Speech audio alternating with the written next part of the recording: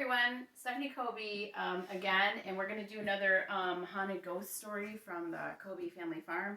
Remember, we're doing a little mini series. This is number 3, and we're in our parlor room, which is a catch-all right now because it's not it's got some holes in the floor and it's not heated very well. So we have like a lot of building supplies and our horse tack in here.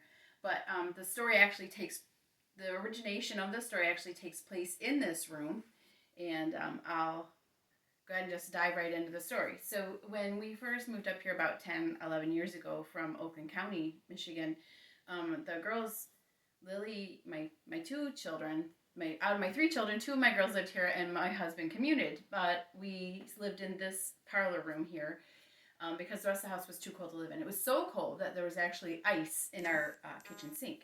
So we'd had it closed off. We had a little tiny television. We had some cots.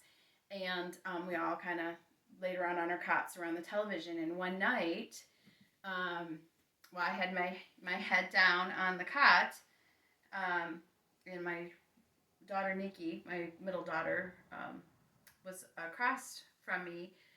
But in the middle area, I opened my eyes and I saw her standing next to me. And I moved my eyes up as one does, as they're little, see what's going on. And and I got up to her waist, and I'm like, that's not what, okay, well, just what's going on here? So I started looking up a little bit more, and I saw hands with fluff lace sleeves and cuffs. I saw ringlet hair to this area, and it was like a little bit lighter brown than my daughter's hair, and it was low, and I'm like, that's not what she wore to bed, or her hair was, because I just got done, I think maybe braiding it.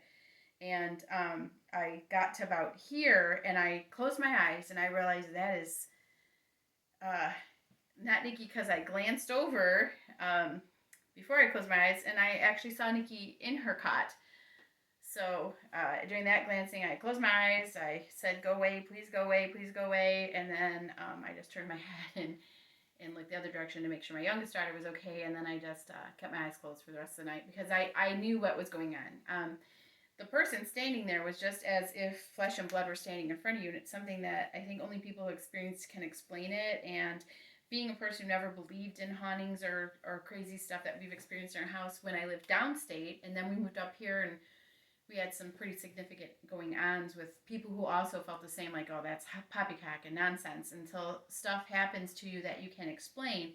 And then when you see other people reciting their stories that have experienced similar things, they have facial expressions and the way they portray themselves in the story, you can just tell that they have had a similar encounter, because it was just as flesh and bone was standing right in front of me, solid, thick mass, not smoky, not hovery, just a person standing there, an apparition.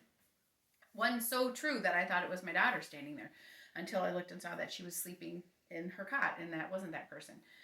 But it happened right here, right as I'm standing right here is where I saw that person, that young lady standing.